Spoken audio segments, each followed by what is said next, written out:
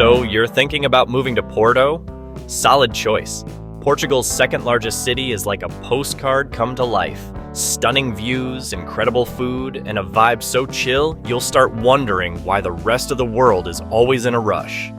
But before you pack your bags and start sipping Vinho Verde by the river, let's talk numbers.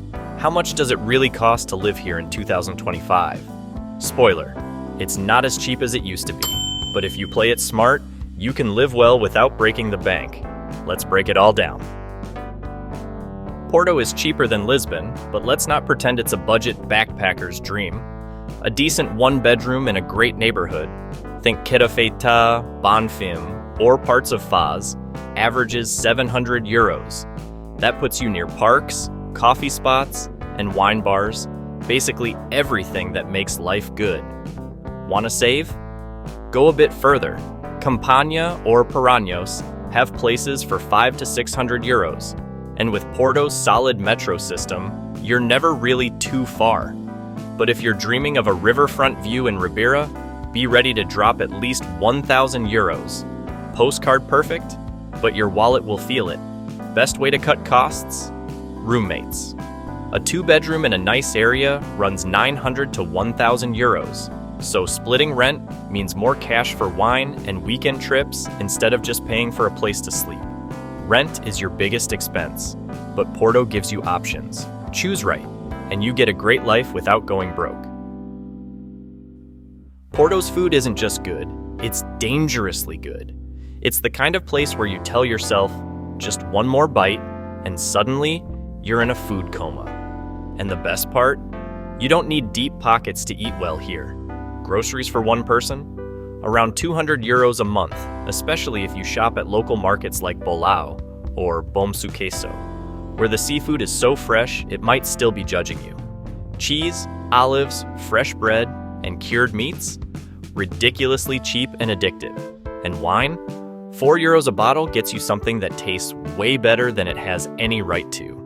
Eating out is where Porto really flexes. A francesinha, this monster of a sandwich stuffed with layers of steak, ham, sausage, drenched in a rich beer sauce, and topped with a fried egg. Costs around €10, and you'll need a nap after. Prefer something lighter? Try bacalhau à brás, a golden crispy mix of shredded cod, eggs, and potatoes. Or polvo a la guerrero, octopus so tender it practically melts in your mouth. Most local restaurants serve a menu do dia for €10 to €15, giving you a main dish, sides, coffee, and yes, often a glass of wine. If you're feeling fancy, expect to pay €35 to €50 for a full dinner with drinks. But trust me, you'll be eating like you just won the lottery. Porto is a city where every meal is an experience, every bite is a reward, and every trip to the scale is a small betrayal. But honestly, totally worth it. Getting around Porto is effortless and won't drain your wallet. The metro? Clean, reliable, and cheap. A monthly pass costs €40, and a single ride is just €1.80. Buses cover every corner of the city, and trams? They're more of a nostalgic experience than actual transport. But hey, who doesn't love a scenic ride? Taxis and Ubers start at €4. And even a trip across the city rarely costs more than €10 to €12. But be warned, Porto is not flat. The city's famous hills will turn your legs into steel, whether you like it or not. If you're up for the challenge, a Bolt e-bike subscription is just €15 a month, perfect for zipping around without arriving everywhere drenched in sweat. And let's not forget Francisco Sá Carneiro Airport, Porto's international gateway. It's modern, efficient, and just 30 minutes from the city center by metro. Whether you're flying to Lisbon for €25 or hopping on a budget flight to Spain or France for under €50, weekend getaways are almost too easy. In Porto, getting around is simple, affordable, and sometimes even a little scenic. Just be ready for a bit of an uphill battle, literally. Bills aren't fun, but at least in Porto, they're reasonable. Electricity, water, and gas together usually land between €70 and €100 a month, depending on your usage. Winters might look mild on paper, but don't be fooled. Most homes lack central heating, so it can get damp and chilly inside. You'll probably need a space heater, and that will nudge your bill up. Summers, on the other hand, can get hot, and if you run the AC nonstop, expect to pay more. Now, internet, no complaints. Porto has some of the fastest fiber optic connections in Europe, and for around €36 a month, you'll get speeds that make remote work, gaming, and streaming effortless. MEO, Vodafone, and NOS are the main providers, all offering solid coverage. No buffering, no headaches, just smooth sailing online. Porto knows how to have a good time. And the best part? You don't need to spend a fortune. Some of the city's most unforgettable moments are completely free. Strolling along the Douro River, getting lost in Ribeira's colorful streets, or catching the sunset from Jardim do Moro with a bottle of Vinho Verde. But when you're ready to step it up, here's what to expect. A beer at a local Tasca, €2.50, sometimes less. Cocktails in trendy bars around Galeries de Paris or Faz, 8 to 12 euros. Clubbing, 10 to 20 euros for entry, usually with a drink included. If live music is more your vibe, Casa de Musica has concerts for all budgets, from free outdoor gigs to high-end performances. Need a break from partying? Catch a movie for 8 to 10 euros, or hit the gym for 30 to 50 euros a month. And if you ever feel like swapping Porto's cobblestone streets for a change of scenery, trains to Lisbon start at 25 euros, and the high-speed Alpha Pendular can get you there in as little as 2 hours and 50 minutes. Prefer something more laid back? Regional trains can take you to Braga, Guimarães, or Aveiro for under 10 euros. Perfect for a quick getaway without breaking the bank. Portugal practically rolls out the red carpet for foreigners who want to stay long-term, if you've got the cash to back it up. The digital Nomad visa, also known as the D8, is your golden ticket to living in Portugal while working remotely. It's granted for 1 year, but you can renew it for up to 5 years. And after that, you can apply for permanent residency or even citizenship. Hello EU passport. Just keep proving you make at least 3,480 euros per month, 4 times the Portuguese minimum wage, and you're all set. You'll also need a rental contract, private health insurance, and a clean criminal record. So, no shady business. The D7 visa is perfect for retirees or anyone living off passive income, rentals, dividends, or that sweet, sweet pension. The official income requirement is just 870 euros a month, since Portugal bases it on the national minimum wage. But don't get too excited. Portugal also wants you to have at least 10,000 euros in savings so you won't end up couch surfing. Oh, and both visas require a Portuguese bank account and a Portuguese tax number, which means a little bureaucracy. But hey, a few espresso-fueled mornings at the immigration office will fix it. Living in Porto is all about balance. A comfortable life here will set you back around 1,300 euros a month, covering rent, food, fun, and transport without feeling restricted. Rent is the biggest chunk at 700 euros, but after that, costs stay pretty friendly. Groceries and eating out? Around 300 euros if you mix home cooking with local spots. Getting around is easy and cheap at 50 euros for a monthly pass. Utilities and fast internet? About 100 euros. Entertainment, whether it's a night out, a gym membership, or catching a film, lands at another 100 euros with an extra 50 euros for the little things.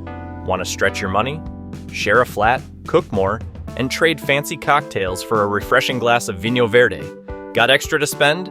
Throw in another 700 to 800 euros, and now you're fine dining by the river, enjoying private port tastings, and jetting off for weekend getaways. Whatever your budget, Porto gives you options. Porto's weather is a roller coaster. Summers are warm, but rarely unbearable, hovering around 25 degrees Celsius, with a cool Atlantic breeze saving you from melting. Winters, though? They might not seem extreme on paper, temperatures around 10 degrees, but the humidity makes it feel much colder.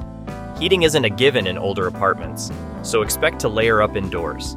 Then there's the real Porto weather experience, spring and fall, where you can wake up to sunshine, get caught in a surprise downpour by lunch, and end the day in a foggy, moody twilight. Locals have adapted. Umbrellas and sunglasses are everyday essentials. You'll learn the hard way after one too many soaked jeans moments. Port wine. It's the pride of Porto, but also the thing tourists completely misunderstand. First off, no, it's not a regular red wine. It's sweet, fortified, and strong enough to make you rethink your life choices if you down it too quickly. A proper tasting means tiny glasses, slow sips, and appreciation for the decades it took to make that perfect bottle. And while you can find port wine all over the city, the real experience is across the river in Vila Nova de Gaia. Here, legendary names like Taylor's, Sandeman, and Graham's have been aging barrels of liquid gold for centuries. Skip the overpriced tourist traps and head to smaller producers like Churchill's or Kopke for a more intimate tasting. Your taste buds and future hangover will thank you. Porto's beauty comes with a price: your calves. The city is built on steep hills with cobblestone streets that look charming but feel like medieval torture devices under your feet. Every walk is a workout, every staircase a test of endurance. Locals? They glide up these hills effortlessly, while visitors struggle, gasp for air, and reconsider all their past decisions. If you want to survive without arriving everywhere drenched in sweat, take the funicular dos Guindais. It's a short but scenic ride that saves you from one of the steepest climbs. Or embrace the challenge, reward yourself with an extra pastel de nata, and pretend it's all part of your new fitness routine. If you spend any time in Porto, you'll hear Fixe a lot. It's the go-to word for anything cool, fun, or just generally awesome. A great meal? Fixe. A night out that spiraled into an unexpected adventure? Muito fixe. Your attempt at speaking Portuguese without embarrassing yourself? Also fixe. Mastering this word is your fast-track ticket to sounding like you belong. Just don't overdo it. Drop it naturally in conversation, and suddenly, you're not just a tourist. You're part of the vibe. Porto has two very different moods. Are you a river person or an ocean person? Some say the true Porto experience is hanging by the Douro River, sipping wine at a cafe in Ribeira while boats glide past. Others insist that real life happens at the coast, where Matosinhos and Foz offer stunning beaches, fresh seafood, and waves that surfers dream about. Both have their charm. The river is perfect for lazy afternoons, while the ocean is where you go to clear your head, or freeze your toes in the Atlantic. There's no right answer, only personal preference. But if you really want the best of both worlds, grab a bike and ride along the coast, stopping for a glass of Vinho Verde as you debate which side is better. Porto is charming, affordable, and full of life. Whether you're here for a month or a lifetime, this city just works. So pack your bags, grab a glass of Vinho Verde, and see for yourself, because once you're here, you might never want to leave. And don't forget to drop a comment, share your thoughts, and hit that subscribe button for more content.